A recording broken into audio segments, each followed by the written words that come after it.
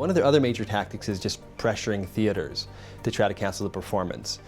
And so I'm just trying to think, imagine you're a theater owner Yeah. and you get a letter from the Chinese consulate or embassy in your country or city. I mean, what are you thinking? It's just nuts, right? Yeah, that's why they would often forward us the letters and say, what is this about?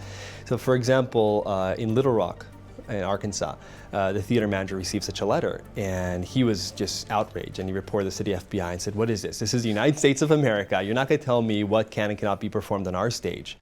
What is Shen Yun, and why does the Chinese Communist Party try so hard to stop its performances? How is this related to other attempts by the Chinese regime to influence American companies?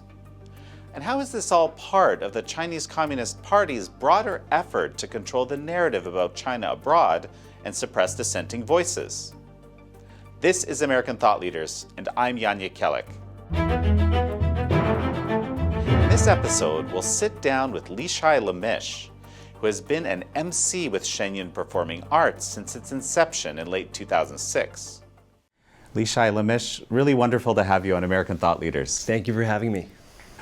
So Leeshai, Shen Yun, over 1 million people, I think, have seen the show in 2019 globally, millions of Americans. I think there isn't anyone online that hasn't seen a Shen Yun ad. I mean, they seem to come up often. Mm-hmm. Yeah, beautiful colors, beautiful traditional dance. And at the same time, the Chinese Communist Party is seeking to suppress or perhaps even destroy this whole Shen Yun phenomenon. What's going on? So it's a little odd. You have a performance of traditional Chinese culture that Beijing and the Chinese Communist Party wants to stop. And it's a performing arts company that's based in New York. So here is a revival of traditional Chinese culture happening outside of China. And like you said, we performed in front of 1 million people last year. We've been performing for 13 years. And we perform all over the world, but not China. Right. So it's a celebration of Chinese culture that cannot be seen in China. It's really interesting because, the other side of China, Taiwan, right, is free democratic society, and I've seen video of the Shen Yun fans kind of running after the performers, huge presence there. So obviously Chinese are very interested and would like to see it. Well, I love performing in Taiwan because Taiwan has really preserved a lot more of the traditional Chinese culture. Even the script that they use in Taiwan is a traditional script. You can pick up books from a couple thousand years ago and read them, the same characters that they use in Taiwan today, whereas in China they've simplified it. So I actually studied Chinese in Taiwan. And when we perform in Taiwan, usually it's like 6 weeks or something, we have just shows every single day, double shows sometimes. And a lot of the audience members are actually from China.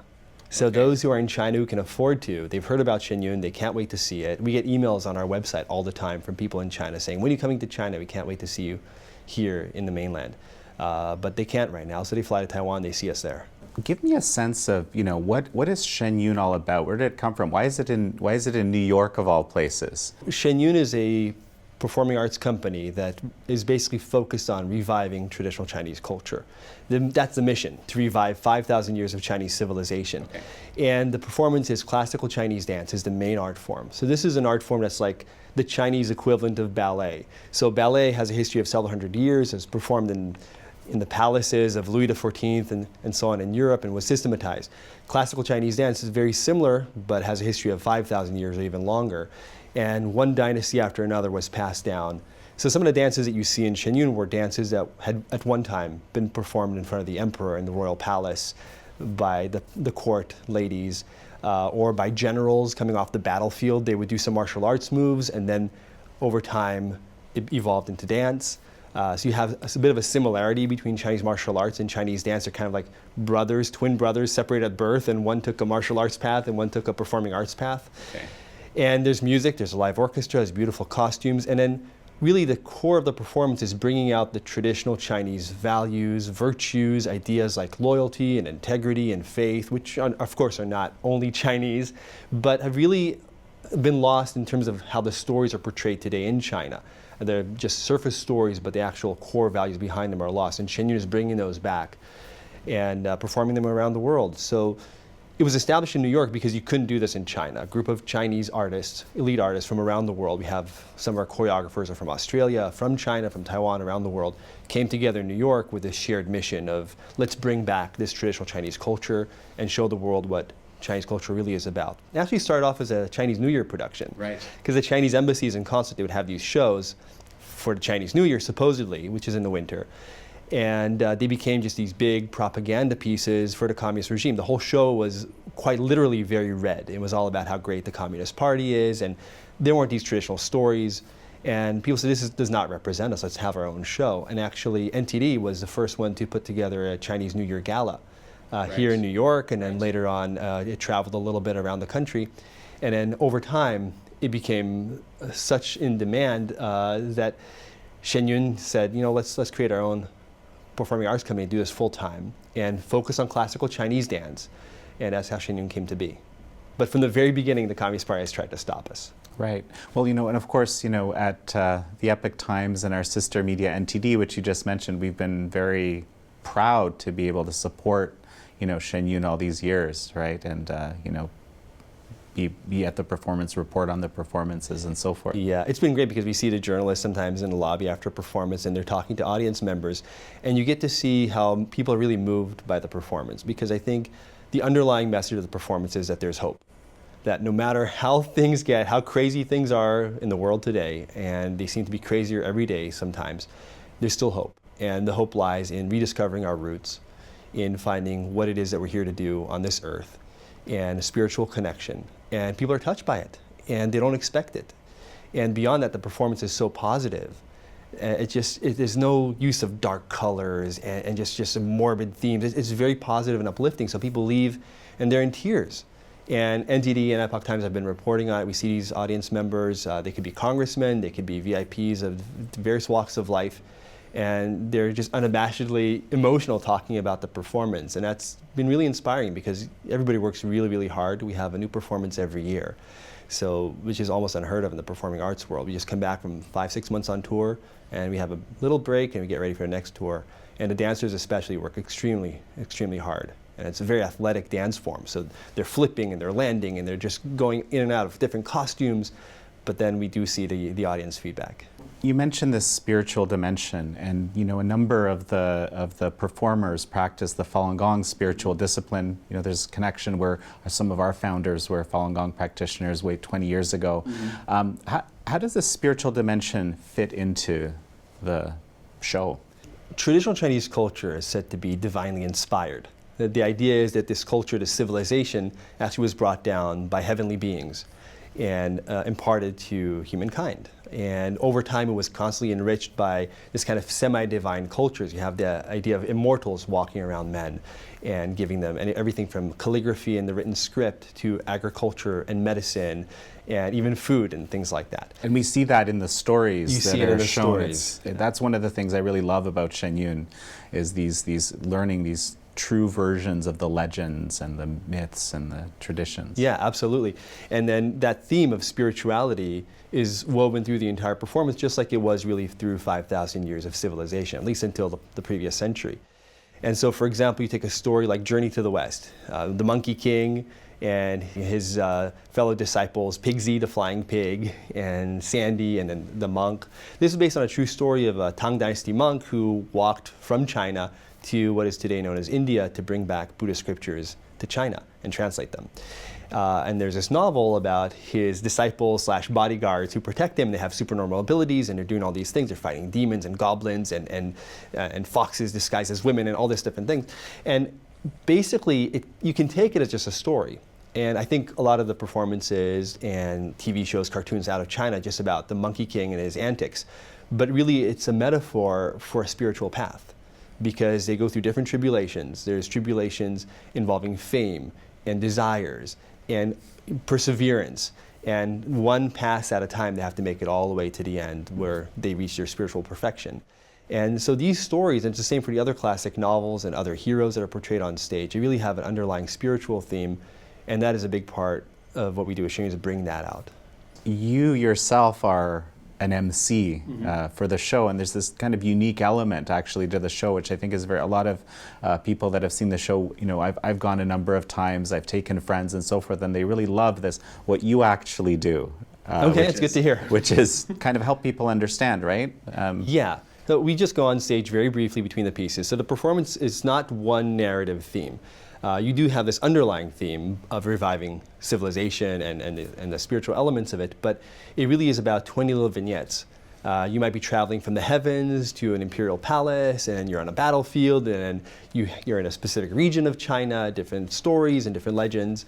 And a big part of what we do as MCs is we introduce the piece. So no matter how much or how little you know about Chinese culture, you can understand and follow the stories. So we've had anybody from people who've never been to China, never read a Chinese novel, they can really follow all the stories because the art form, dance, really does most of the storytelling. We just tell you what dynasty it is and what the background is. You can just jump right in. It's really about 5 minutes or so for a story, so you have to get a lot in, and if you spend the time trying to figure it out, it's a little difficult.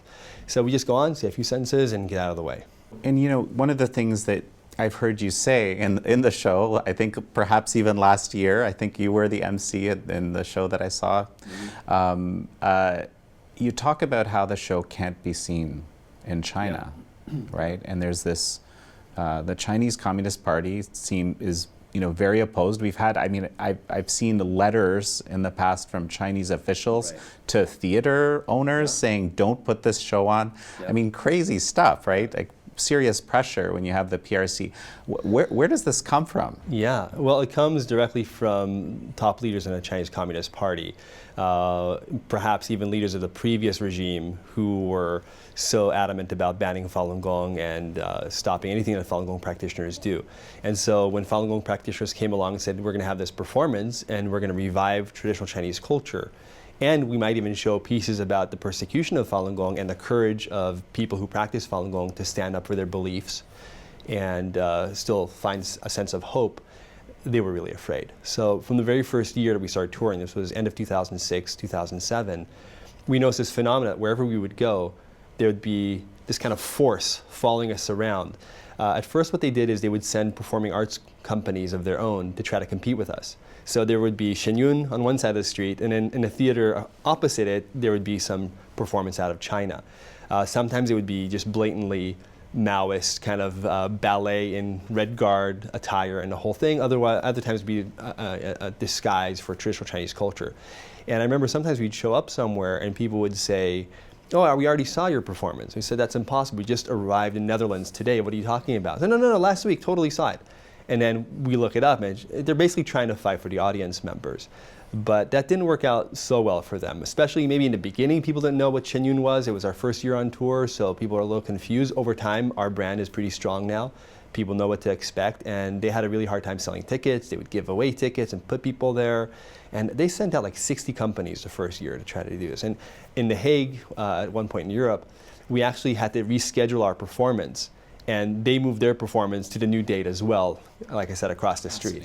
So that was something they did early on. One of their other major tactics is just pressuring theaters to try to cancel the performance. And so I'm just trying to think, imagine you're a theater owner and you get a letter from the Chinese consulate or embassy in your country or city. I mean, what are you thinking? It's just nuts, right? Yeah, that's why they would often forward us the letters and say, what is this about? So for example, in Little Rock, in Arkansas, the theater manager received such a letter, and he was just outraged, and he reported this to the FBI and said, what is this? This is the United States of America. You're not going to tell me what can and cannot be performed on our stage. And really, this has very little traction in the US, but I think pretty much every theater we've gone to, the theater manager, the directors, they've gotten letters. Sometimes we go to the theater and they'll tell us in person. Other times we get there, especially early on, before people really knew us. Now we go to the same theaters every year. They all know us. And also the theater heads, the directors, they talk to each other. They all know what the deal is. But early on, we'd show up to the theater and there's kind of a bit of a cold reception and we don't know what's going on. And then they see the show and they get to know us after a couple of days. They tell us, you know, initially this was my impression because we got the visit from the Chinese consulate and they were saying you guys are nuts and you guys are some kind of cult and we should be afraid of you and not let you perform and this is going to be bad. And often they'll get threats that if you allow Shen Yun to perform, then we will not allow you to have any companies from China perform at your theater. You will personally not get a visa. So for example, in Berlin, we were going to perform in Berlin a couple years ago, and the theater manager there received a visit from the embassy, and they told him exactly this: if you allow Shen Yun to perform, you will not have any Chinese companies perform at your theater, and you will also not get a visa. But this guy was from East Germany. He knew to deal with communism. He actually experienced some persecution himself, and so he just kicked them out and said, you know what, we're not listening to you. This is Germany, or this happens all across the world. So in the United States, people tend to just respond and get out of here. This is the U.S. But in some places, Eastern Europe especially, former Soviet bloc countries, Moldova, Romania, Ukraine, certainly Russia, these kinds of places, as well as some places in East Asia that are close to China, where they feel like they're a little fish in a big pond and China's a big shark.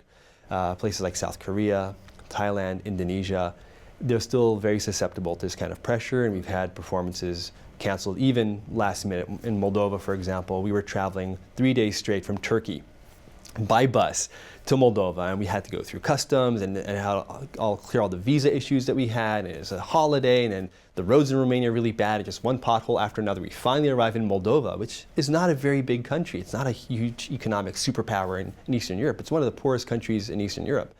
This is in 2010. And we show up at the theater at 7 o'clock in the morning, having just arrived at the hotel around 2 a.m. So 7 o'clock we show up to set up for the performance that night. And the security guard says, you can't come in, the show has been canceled. We say, what are you talking about? The tickets are sold. He said, no. And the theater manager shows up and she says, no, it's canceled. And she wouldn't say why. She got in her car, slammed the door, and drove off, almost hitting one of our performers. And then we're just kind of standing around, and then the media started showing up, the Moldova media there in Chisinau.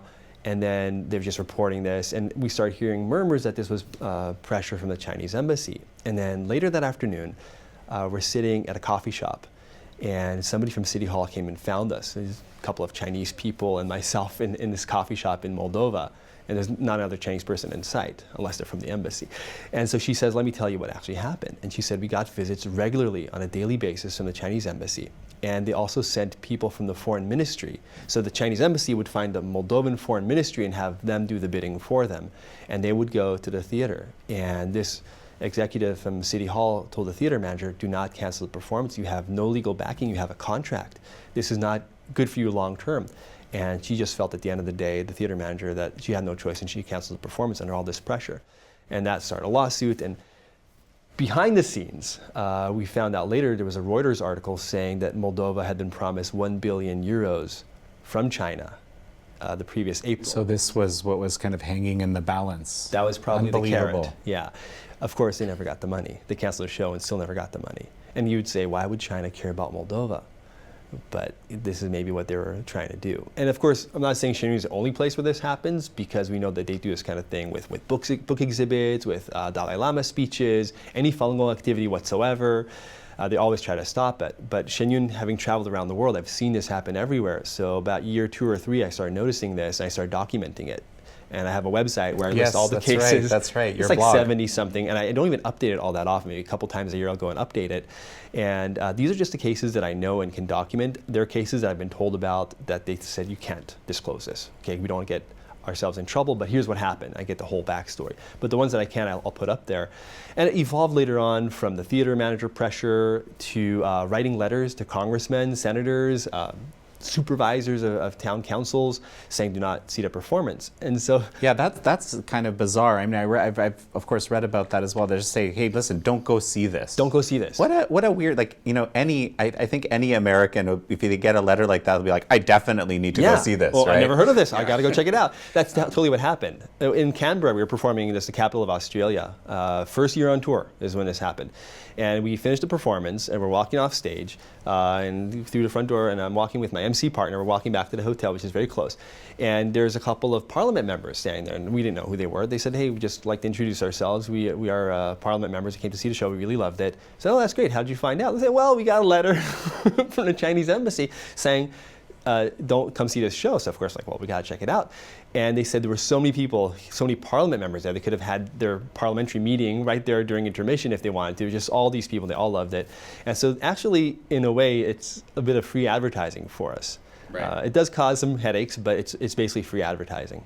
You know, it's very interesting because in the last few years, I think maybe the last 5, but not much longer than that, we've become aware collectively as North Americans, as in Canada and in the U.S. and I think increasingly in Europe, that there is this kind of interference from the Communist Party of China, not just on Shen Yun, but in all spheres almost of life, whether it's in politics, whether it's in hedge funds where economic indices are pressured. There's all sorts of places where this is happening. So kind of I kind of think like Shen Yun was kind of a canary in the coal mine. There weren't when you started this blog, there weren't as many people listening. Right. But I think these days, a lot of people are like, okay, this makes sense. Yeah. Given all the other craziness that's been happening. And it's so systematic. The thing is, you have to really be very discerning. And if people are, like you're saying, are more and more aware of it, then maybe they're more skeptical and they more critically look at these phenomena and say, okay, what's actually behind it? So for example, a few years ago, 2017, they ran an ad which was actually in the form of an article written by the China Daily. So China Daily is the mouthpiece of the Chinese Communist Party. Yes, but and they have inserts in English in major U.S. So this media. is what this was. They had an insert, and it said something like, the title was just straight out of the Chinese embassy's website or something like, Shen Yun is a blasphemy to performing arts or something like that.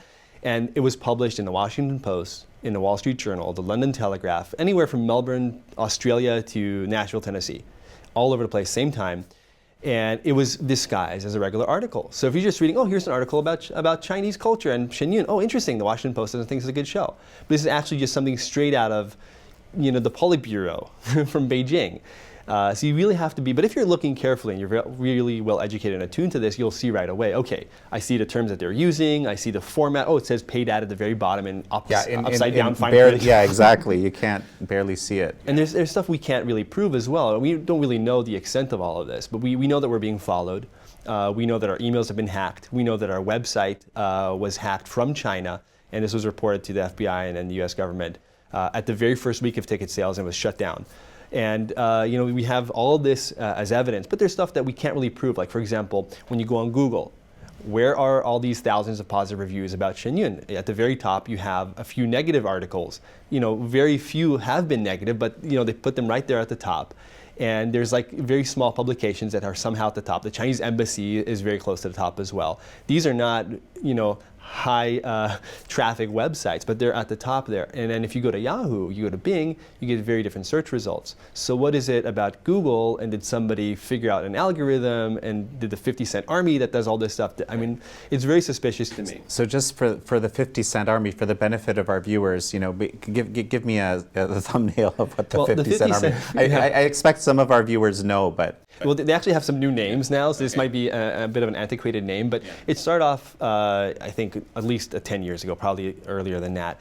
And these were people posting comments on articles that the Chinese Communist Party did not like. They were basically repeating the party line. Paid trolls, basically. And then the 50 cents is reportedly how much they were paid. This is 50 cents Chinese, so it's, a few cents in US dollars. Back in the day, I don't think they're paid that way anymore. In fact, it seems like the people working on this now are more and more actually full-time hired by the Chinese Communist Party to do this. These are not just random people getting 50 cents. And according to a study, I believe it was in Harvard, there's close to 500 million posts a year that they've done. Now, that's just commenting on an article to maybe make it go up in the ranking, or to just kind of present the party line on something that the Communist Party doesn't like. But I believe that there's other methods involved, kind of black hat, inbound links and things like that. Yeah, that where you can move articles up to the top of the page. And there's, for example, in Wikipedia, we see this all the time. Whenever something is positive about Shen Yun, there's going to be a bunch of people trying to put all this random stuff at the top that's unsubstantiated, and the Wikipedia editors and different people get in there and they have this fight over it. And then you see it's constantly changing. And so if people haven't seen the show, and like you said, we performed in front of millions, but that's still just a drop in the bucket. They go to Google and, oh, what is Shen Yun? Oh, here's really the party line being represented in maybe mainstream media, and who knows how those articles got written in the first place. Were there people behind the scenes encouraging a certain perspective? That's stuff that at this point is still a question, but it to me is very suspicious. And I clearly remember this one article in London. This was 2008. We're performing in London, Royal Festival Hall, and it was a great show. They were just loving the performance. We had multiple curtain calls. We had some jokes, especially for the London audience, that people really, really loved, and just they could not get enough of it. And then an article comes out in the Telegraph and it says, oh, this performance was terrible. The dance wasn't exciting. The jokes were stupid. The singers were really bad. I'm like, were we watching the same performance? I was on stage. I know like what the audience was responding. And you know, at the very least, if you personally did not like it, this does not represent the audience. And that article for years was at the very top, above the fold on Google. So people would get the impression this is what the performance is about. You know, actually, one thing I do want to cover a little bit is kind of the scale of the show, because you started, I can't, maybe you can tell me. 2006 with one company. 2006 with one company. Yeah. You know, you're able to reach 1 million people a year because you have how many? So year one, we had one group. Yeah. Then year two, we had two groups. Each group is like 70, 80 people. And you between the orchestra and the right, dancers. So you have a full orchestra troupe, you have a full dance troupe, you have technical crew, you have soloists, singers, MCs, and you have company management. So you have about 70, 80, sometimes even 90 people in a company. We went year one group, year two, year two, three. Then we stayed at 3 for a few years, and we went to 4, 5, 6, and then this year we're going to 7. This will be the first time we have 7. We've grown by one company every year lately. And we also have a symphony orchestra that's a combination of kind of like Transformers, powers combined. The different orchestras come together and they put together a symphony orchestra and performs at Carnegie Hall and around the world. Yeah. So that has allowed us to reach more people. So one company typically performs about 100 shows in about 30 cities in over 5 months. So it's pretty intense. We don't really stay anywhere for too long. We might be there at most, like Lincoln Center, we might be there for 3 weeks. But that's really an exception. A lot of places we're there for a week if it's a big city, or 2 weeks maybe, like a Tokyo. But generally the smaller cities, this might be the biggest city in the state, we'll be there for maybe 3 days, maybe the weekend, and then we go to the next city. So we're pretty quick. And so now with 7 groups, we have over 700, maybe close to 800 performances. It's mind-boggling even to think of the idea that you're traveling with 90 people, you know, you have to really get along, so I'll tell you. Yeah, because you have the same roommate and the same bus seat mate. But I think a lot of what helps us get along is this kind of spiritual grounding. We meditate together, we study together, we try to follow the principles of the teachings of Falun Dafa, which include taking responsibility and ownership when something goes wrong and looking where you could have done better. And that, I'm not saying we can do it 100% of the time, but that's what we strive to do. And that really dissolves a lot of the friction you might have 6 months being with the same roommate. Something that always struck me as very interesting, I think I kind of learned this a bit from watching Shen Yun over the years.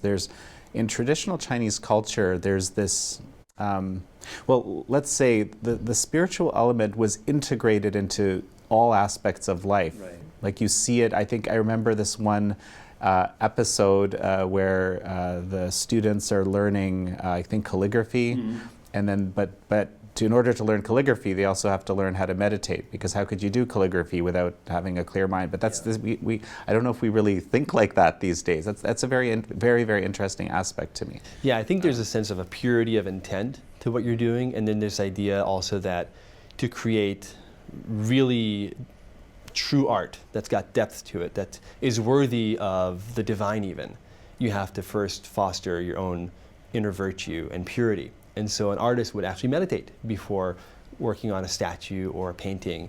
And the whole idea was to have art that uplifts people. And that's what we're doing with Shen Yun as well. So you look at it like if you're going to Versailles, say, and you're looking at some of the frescoes and the paintings there, and you really get inspired. These are heavenly scenes. And that's the idea, is that you create something that will be left for generations, and people will look at and think, okay, there's really so much human potential, and what are we really here to do? And what is our connection to what's beyond this life that's in front of us? And I think that's what artists would strive to, and that requires constant self-refinement and constant sense of elevating your moral grounding. So Leeshai, how did you get involved in all of this? Through baseball, of course. What? So I was a very committed baseball player. Didn't quite have the talent to make it all the way, but that's what I wanted to do, be a professional baseball player. And through high school, and then later on, as I evolved in my training, advanced in it, I realized that we get trained physically a lot, pitching mechanics and physical conditioning. But when you talk to or read what the top athletes have to say, your Michael Jordans, Tiger Woods in any sport, they say it's 90% mental, or as Yogi Berra said, it's 90% mental, the other half is physical or something like that. So, but nobody trains that. And so I really got into meditation and guided imagery, and I got to the point that I could kind of almost predict what would happen in a game. I would meditate before the game. I would run this kind of movie reel in my mind of what would happen in the game, bases loaded, 2 outs, full count, bottom of the ninth, what am I going to do, what pitch am I going to throw? And I'd get to that point in the game and it would happen exactly the same way. And then I would do exactly what I planned, it would happen just the same. And I'd still be excited in the moment, like, wow, our mind really has that much control. And even after you release the ball, you can kind of guide it. And Michael Jordan would talk about releasing the ball and guiding it into the basket. And your mental state, whether you believe you're going to do it or not, just has a tremendous effect on the outcome. And so over time, I got really curious about what is it that our mind can really do, and all these kind of phenomena that can't really be explained scientifically, but we know intuitively are real, and we have experiences with them. So I got more into Eastern philosophy, and I did Buddhist practices, and some Zen, and some Tai Chi, and did some yoga, and eventually worked my way over to Falun Dafa. And by now I was already in college. And Falun Dafa is from China. And I said, well, if I'm going to really learn this practice, I want to be able to read the literature in Chinese. And so I started learning Chinese and just fell in love with the language right away. You know, our class is like 8 a.m. and you know, most of the freshmen just show up late and groggy. I was there, ready to go. This is my favorite part of the day. And I started learning Chinese history. That's what I majored in. And my senior year, there was a production of an earlier incarnation of this kind of New Year performance. This is 2005, and it was a Dragon Boat Festival, which is in May that year. And a friend of mine was running the production, and she said, you know, why don't you come host this? You know, you speak Chinese, it'll be fun. And at the time, I was really into writing about human rights in China. Right, because the persecution of Falun Gong practitioners all these years. Right, it was 6 years at that point. It's actually 20 now, and I don't know that I would have believed you at the time if you said this was going to last until 2019, 2020, or who knows how long.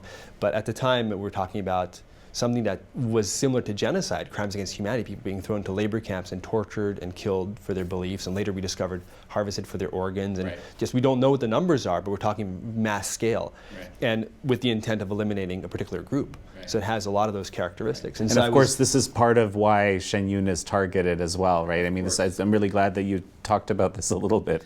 Because, so skipping ahead to that, so Shen Yun, on stage, we have all kinds of stories. We have stories from Romance of the Three Kingdoms, which is a classic novel, or Journey to the West. We have ethnic and folk dances. We also have stories that take place in today's China, where we show Falun Gong practitioners happily meditating in a park, and they're being pounced on by thugs from the Communist Party representing the police there. And then there's this sort of battle that takes place between peacefulness and really a form of evil. And then you see how through their beliefs that there's more to life than meets the eye, there's even potential for miracles to take place, and for a sense that there's a bigger picture and greater forces at play. And so that's a piece where here we are performing through art the story of what's happening to Falun Gong in China today. This is a persecution campaign that has gone on for so long, and the Communist Party has tried everything to cover it up. The same kind of tactics that they try to use against us, they've been using for years to try to get Falun Gong practitioners to not be allowed in a parade, to not allow them to have an exhibit at the library, to not bring a resolution to town hall, these kinds of things. As well as, of course, just arresting and silencing anybody who speaks out about it, death threats to people here in the States, tapping phones, hacking emails. There's just a whole slew of things. And here we are, putting it right on stage, and people are talking about it, they get to know about it. You know, something, Leeshai, that just struck me, I just came back from Hong Kong. We had a whole series of interviews there. I hope you I think you'll be very interested in some of them. I know our audience has responded incredibly well to them.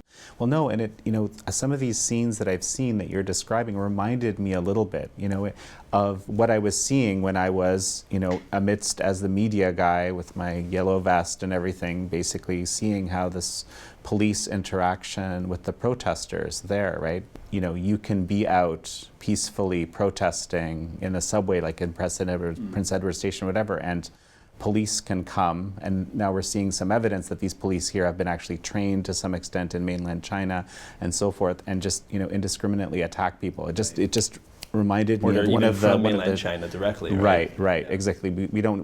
I don't know the exact evidence. There's maybe some, but but it's amazing. There's this kind of analogy that just jumped out in my mind as you mentioned. Yeah, Hong Kong is a really interesting place, and I've been there, I think 6 or 7 times. Last time I tried to go, actually, I was blocked at the airport, not allowed in. I was on some kind of blacklist. I'm assuming all the Shen Yun performers are blacklisted. But we were actually supposed to perform in Hong Kong a few years ago. Right. And we had 7 shows. They were all sold out. And I don't know if all the tickets were sold to people from Hong Kong or people from China were going to take a train over and watch it, but they were sold out. And we had our final rehearsal, a dress rehearsal, preparing for Hong Kong. What we did was we put together the best pieces from all the different years. It's a new performance every year. And it was an amazing performance. And we're on stage in costume and makeup, and the dancers are just still panting from the last dance. Curtain comes down, just an amazing rehearsal. We can't wait to go. We're 3 days away. And one of our administrative staff came up and said, you know, really sorry to tell you, the shows have been canceled. You can't go because they haven't issued you visas. You were supposed to get visas. A lot of people did, but the key members of a technical crew you have to run the performance were denied. So they kind of did it that way. And people had their bags packed.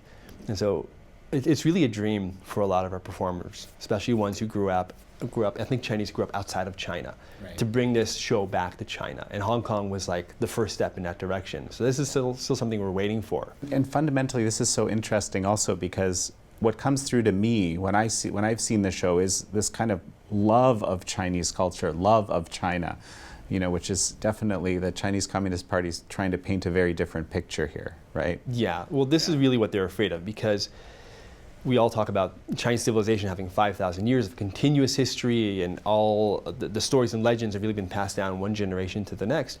So when the Communist Party came over earlier last century, the first thing they had to do in order to bring in this import, which was, you know, Marxism, atheism, and communism from the Soviet, was remove what was there before. Because if you have a population that has very strong core values of integrity, and even a lot of the stories are about people in China in the past being willing to sacrifice their life and not go back on their word and not betray somebody. And that was really just a standard got shivers practice. Up my spine as you say that. And being accountable to your ancestors, for example, to your parents who brought you up, to the emperor, all these different ideas of loyalty. And the Communist Party then wants them to believe what they're bringing in, which is saying there's no God, there is nothing beyond this. It's all about a struggle in a sort of natural selection sort of a way. And so first thing they have them do is they kill off the people who had that education. They kill off the intellectuals, the people who have appreciation of history and literature. And then they have, like the Cultural Revolution later on, they have children struggle, fight against their parents and against their teachers, breaking all of the previous ideals of respect, and really destroying the culture, not just the artifacts, smashing Confucian statues and temples and burning books and paintings, but also the spirit of it. Right. So that now you have 3, 4, 5 generations who grew up under this, and they don't really even know what the traditional culture was actually about. And so even when they learn history in school, they learn just kind of very, very broadly. A lot of the heroes from the past are now portrayed as villains. So you can imagine, like, if you're going to school in another country or here in the States, and George Washington and all our founding fathers are portrayed very, very negatively. And maybe there's some trends in that direction too in some of the school systems. But in traditional Chinese culture, you really learn from the past. You learn from the ancestors, you learn from the heroes and the values that they left behind. And I think a lot of people now, if you have a story, for example, about Yue, famous general from the Song dynasty, you learn about how amazing his martial arts skills were. But you don't learn about the spirit behind what he was doing, which was a sense of loyalty for the dynasty and self-sacrifice. Amazing, actually. And, speaking of self-sacrifice, actually, I was thinking about how, as you were talking just now, how the NBA, for example, recently capitulated kind of instantly to Chinese Communist Party pressure, right, for the market. And I was thinking how obviously Shen Yun, it would be an impossibility for Shen Yun to do such a thing as there's this dream to actually bring this true Chinese culture back to China. It's like this thread of freedom, this uncompromising freedom. I don't know. It's very, very interesting. Yeah, if you look at it's easy for me as American-born Western to not be so affected by the pressure, but we have performers who have family members in China still. We had an erhu soloist, it's a musical soloist whose husband was jailed in China while she was performing with Shen Yun. My first MC partner, she was from Beijing, and her parents were still in Beijing, and she told me that her parents would sometimes get visits on a weekend, kind of weekly basis, every weekend, from the National Security Bureau. These are top people in the Chinese security apparatus, and they would say, we know what your daughter is doing. She's performing with Shen Yun. We don't like it. Find a way to get her to stop her, bring her back here, or you all are going to get in trouble. Unbelievable. Or believable, but unbelievable. Yeah, and it goes all the way to performers being blacklisted, and they can't go back and visit their family members, and people get married and get old and pass away, and they can't see any of this. And it goes down all the way to very physical threats, slashing our tires. This is something we haven't gotten into, but there was a period when they would try to attack our vehicles. So we now have 24-hour security and surveillance of our vehicles, but there was one time when during a pre-trip inspection, our bus driver discovered a slash on the front tire of the bus. And it wasn't deflated, it was cut in such a way, he took this to the garage and they said, well, this is really interesting the way it was cut, because it was cut in such a way that when the tire inflates at high speed on a highway, it would blow up and you might lose control of the vehicle because of the way the tire was in the front. And the very next day we were on alert, so we started checking all our vehicles, and I discovered on our truck a similar cut. And then that night, as we're driving from Memphis to Little Rock, our bus had a flat tire. And this went on, and later they stopped tweaking with the tires. They started trying to do something with the fuel tanks, and they were putting corrosive material in vehicles and trying to do all these different things. There was even a police chase in Dallas where the guy abandoned his pickup truck and ran away. And obviously it's not going to be the Chinese ambassador doing these things.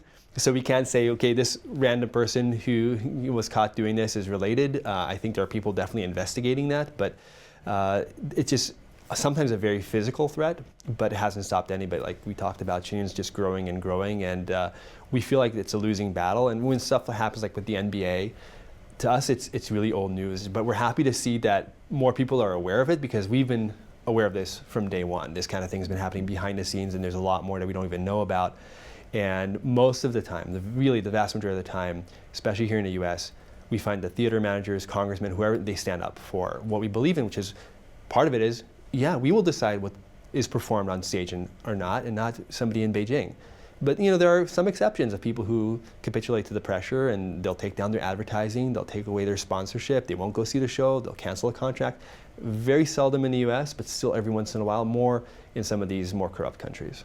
Okay, Leeshai, so bottom line, someone might be interested in seeing Shen Yun. What are they going to see, and where can they see it? Oh, they can see it everywhere. They can go to shenyun.com and find a city. We're, like I said, in about 200 cities around the world. But what they can expect to see is a celebration of traditional Chinese culture and stories and beautiful costumes and dance and captivating music. But I think they'll be surprised how it resonates in a deep place, in a way that they maybe were not expecting. A lot of people, I think, expect to see an interesting performance, a riveting or entertaining performance. They're not necessarily expecting to be moved, but I think that's what people often experience, and they come out uplifted. Leeshai Lemish, such a pleasure to speak with you here. Thank you very much.